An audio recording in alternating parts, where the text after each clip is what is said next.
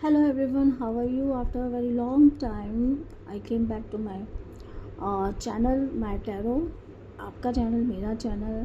अगर आप इसमें पहली बार आए हैं तो प्लीज़ सब्सक्राइब करें, और आप पुराने हैं सब्सक्राइबर में तो आपका तहे दिल से शुक्रिया और वेलकम। तो आज मैं आपके लिए कृष्णा के मैसेज लाई हूँ फ्रॉम गीता पथ। ठीक है, तो अगर आप किसी परेशानी में, मुसीबत में और आपको समझ में नहीं आ रहा कि क्या किया जाए, क्या नहीं किया जाए, क्या डिसीज़न लिया जाए, पेशोपेश में आप जो सोच रहे हो वो सही है या नहीं है, तब ये आपके लिए है। तो आपको क्या करना चाहिए? I will take some messages from these cards और आपको आपकी समस्या के अकॉर्डिंग, आपकी प्रॉब्लम के अकॉर्डिंग, आपके हिसाब से जो लगे वो आप अपने लिए चुन लें। ठीक है, so I will take okay, this is the message from Gita and chapter number 2 and shloka number 56. I am showing you this one whose mind remains undisturbed amidst misery, who does not crave for pleasure, who is free from attachment, fear and anger, is called a sage of steady wisdom. तो अगर आप किसी परेशानी में हैं, आपको क्या करना है? अपने मन को शांत रखना है, अपने आप को बिल्कुल भी डिस्टर्ब नहीं करना है। जो होना है वो होगा, जो भी होगा आप गॉड को सरेंडर कर दीजिए और ठंडे दिमाग से सोचिए। आप अपने मन में एक पेशेंस बना के रखिए, गॉड पे ट्रस्ट बना के रखिए, क्योंकि जिसका दिमाग बिल्कुल ठंडा रहता है, ठंडा रहने से मतलब कि जो अनडिस्टर्ब रहता है, जो किसी भी चीज़ से प्रभावित नहीं होता, ना सुख से ना दुख से, और किसी भी अटैचमेंट से फ्री है, डर से भी फ्री है, किसी भी नाराज़गी, क्रोध, काम क्रोध, जो इन सब से फ्री है, वो क्या कहलाता है?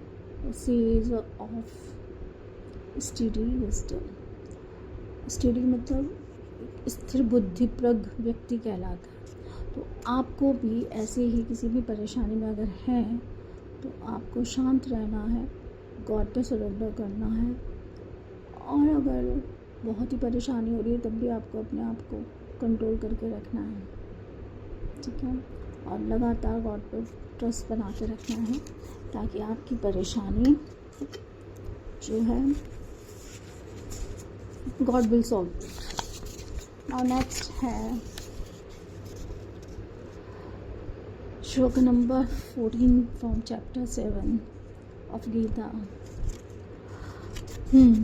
God is saying that's my powerful illusion which controls the world is very hard to escape, but those who surrender to me can easily overcome it.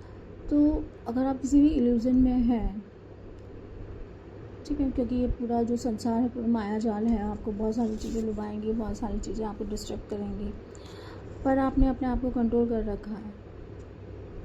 ठीक है, हालांकि माया ने सबको कंट्रोल कर रखा है, माया ने, लेकिन अगर आपने अपने आप को कंट्रोल कर रखा और सब कुछ गॉड पे सरेंडर कर रखा है, तो ऐसे किसी भी इल्यूज़न से बाहर निकलना बहुत इजी है। आपको क्लैरिटी मिलेगी क्योंकि आप गॉड पे सरेंडर करेंगे तो god will guide you. Okay, ये लगभग एक जैसे ही आ रहे हैं। नाउ द नेक्स्ट इज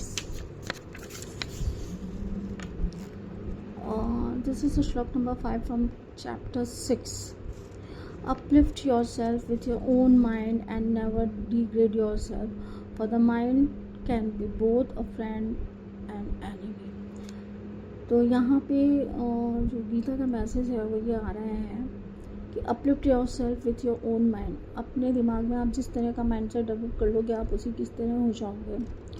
अगर आपने अपने आप को डिग्रेड किया कि नहीं मैं ये नहीं कर सकता या नहीं कर सकती, then you can never do. और अगर आपने अपने आप को सेट किया yes I can do and it will do, then it will happen. For the mind can be both. तो गॉड कह रहे हैं, कृष्णा कह रहे हैं कि आपका दिमाग आपका दोस्त भी हो सकता है, अगर आप इसको पॉजिटिविटी के साथ सोचें, और एक शत्रु भी हो सकता है। ये अलग अलग परिस्थितियों में सभी के साथ हो सकता है कि परिस्थिति भी हो सकती है, कोई आपका एक करियर पॉइंट को लेके हो सकता है, आपके रिलेशन में भी हो सकता है कि आप किसी के बारे में बहुत नेगेटिव सोच रहे हैं, जबकि ऐसा हो ही नहीं। अगर आप पॉजिटिव माइंड के साथ वो पॉजिटिव ही आपको रिवर्स में देगा। बहुत से लोग नहीं होते हैं कि जब कुछ देने की बात आती है तो फिर उनको सामने वाला दुश्मन लगने लगता है, जब लेने की बात आती है तो फिर बहुत अरे बहुत अच्छा है बहुत। तो ये डबल माइंड स्टैंडर्ड आप बना के रखेंगे तो फिर आप ही परेशानी में होंगे। तो आपको पॉजिटिविटी के साथ बने रहना है।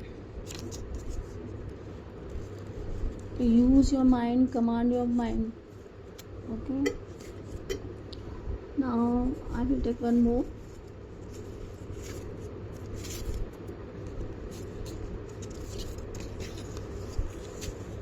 Okay, this is the shlok number 12 from chapter number 5. A person who is self-disciplined and renounces the fruits of actions attains supreme peace. On the other hand, one who is attached to the result and driven by desires remains bound by karma. तो कृष्णा कह रहे हैं कि एक व्यक्ति जो खुद अपने आप में सेल्फ डिसिप्लिन है, अनुशासित है, अपने आप को कंट्रोल करना जानता है, कहाँ उसे क्या करना चाहिए, और वो फल की चिंता किए बिना ही अपने काम करता रहता है, और ये चिंता ईश्वर के हाथों में छोड़ देता है और सदा हमेशा पीस में रहता है, आनंद में रहता है। और दूसरी तरफ जो केवल रिजल्ट के बारे में सोचते रहते हैं और अपनी इच्छाओं के वजह से चलते हैं, मतलब इच्छाओं के गुलाम बन के चलते हैं, वह हमेशा कर्मों के बंधन में बंधे रहते हैं।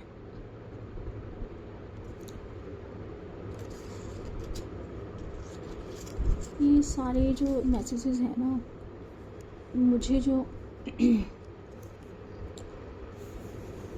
सबका एक ही चीज़ है, इन सबका एक सार एक ही है, total surrender to the god. जो भी सिचुएशन है आपके रिलेशन में, आपके करियर में, आपके फाइनेंस में, आप गॉड पे सरेंडर कर दीजिए कि जो होगा अब आप ही देखेंगे, आप ही संभालेंगे, ये मेरे बस की बात नहीं है। Then you see the result और बेफिक्र हो जाए। तो अगर आपको इनमें से कुछ भी गाइडेंस मिलती है तो कमेंट में ज़रूर लिखिए, मुझे बताइए। Till then, bye bye.